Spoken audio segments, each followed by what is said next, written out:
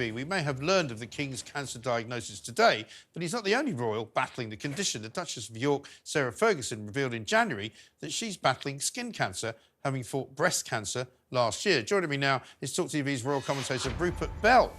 Rupert, thank you for joining us on the Independent Republic. How do you think this would have shaken the palace tonight? I think it's clearly unsettling. Look, anyone, if you get a diagnosis like this, and within any family, it's going to be uneasy for all concerned. And after he goes into the hospital last week for his benign prostate issue, to then subsequently a week later come out with a diagnosis of a cancer issue, of which we don't know the exact details, clearly it is disconcerting. And as one of your last panelists was saying, they are a slimmed-down monarchy. And in terms of fulfilling their duties on behalf of this country, it clearly puts them under increasing pressure. And if you look since the middle of January, obviously with the problem for the Princess of Wales, which is obviously quite serious, meant that the Prince of Wales has had to take a back seat and has only just been eased back into public duties on Wednesday, and then will go back to looking after his family and his wife. It clearly is not easy for anyone. If you look at from a wider scale, it is clearly unsettling. And from a family scale, just looking at it as family members, clearly it too is unsettling. Well, absolutely, and I mean, with Fergie talking about the Duchess of York, talking about her particular problems with cancer, we know that obviously, as you say, Kate, the Princess of Wales, has been unwell. I mean, I'm wondering what the phone call must have been like, though, which we're told was made personally by the King to his two sons. You know, obviously to William, not so difficult, not much of a problem, but to Harry, if he made a call to Harry, which we might understand to have been the first call they've had certainly this year. Might have been a bit frosty, no? Let's be honest. Just take away the sort of soap opera element. If you're a father making a call to your son, whatever the circumstances, I think you have to say that it's if you suddenly get the call and you're the other side of the world as he is, it will be unsettling, and it will sort of forget everything else and just come down to the human interest. Your dad is no longer well. And that's what it's come down to. And you have to look at it like that. Yes, there are huge family issues. And Harry has gone out and been pretty, well, let's be honest, he's not held back in his criticisms of the royal family. And no one seems to have been off limits. But now you forget the soap opera and come down to the real just family issue. Here's a time for a family that actually they might be able to say, right, through this, you know, it's his dad, and he should be concerned about his father and just want to make sure that he is all right and be there and support him as he sees fit.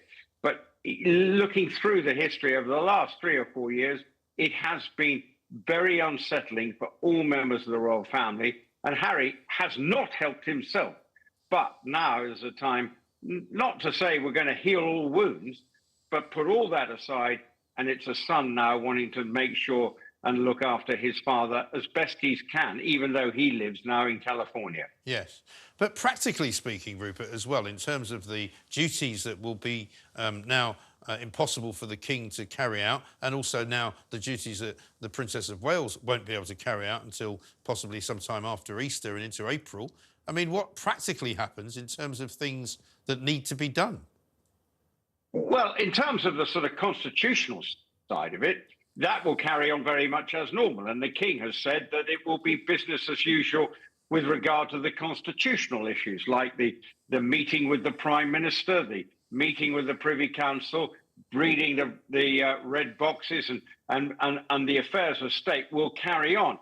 What will not happen will be the public duties, the public-facing side of it. We saw the King yesterday striding purposefully to church because he always knows that I need to be seen. And we saw him going into the clinic when he was having his treatment. We saw him coming out, and we saw him on Sunday. And the Queen has been very visible in her duties since the King has come out of hospital.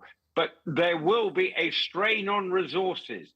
And as you say, the Duke of Gloucester and Duke of Kent are clearly older men, so they are not necessarily out in the front line. So there's going to have to be some heavy lifting by other members of the royal family, such as the Princess Royal, who has shown herself always to never shirk her responsibility. The Queen is going to have to manage what she does now around being there for her husband. But the Prince of Wales is obviously a more complicated issue, because he's not only going to be concerned about his father, but he's also got to be concerned about his wife. So he's in a bit of a sort of quandary. But as I say, he's back out on Wednesday doing an investiture and going to a function on Wednesday night. But it's very limited. So in terms of the royal family, it's spread pretty thin.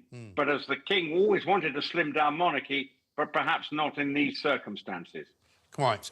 And just one other thing, Rupert. I mean, as far as the King going in for his procedure last week, it took a bit longer than we expected, because there was a time when I think the announcement initially said he won't be in hospital overnight, and then it turned out he was in, I think, for 3 nights. And so, I mean, we assume, maybe wrongly, that he was told during the process of some tests while he was in that they discovered something else. Is that what your understanding is?